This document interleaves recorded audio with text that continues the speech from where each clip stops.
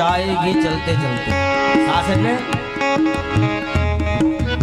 હિન્દીમાં સાસના બે અર્થ થાય. એક તો સાસ એટલે સાસુ અને બીજું સાસ એટલે શ્વાસ.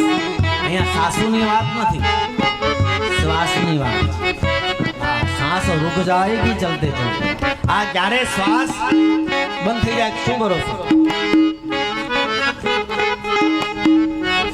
आ शरीर आप्युं ने परमात्माए अमूल्य छे, पण हूँ घणीवार एम कहूं के आ चाइनाना सामान जेवुं छे.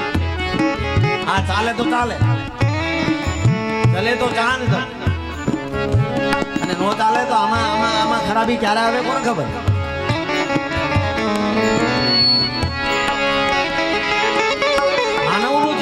પાણીનો પરપોટો ક્યારે પૂરું થઈ જાય કોને ખબર.